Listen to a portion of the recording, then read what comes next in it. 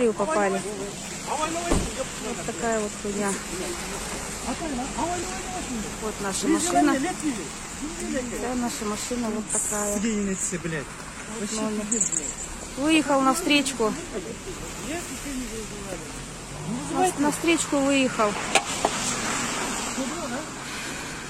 Улица какая? Хорошо, что сами живы. У меня клетка грудная болит.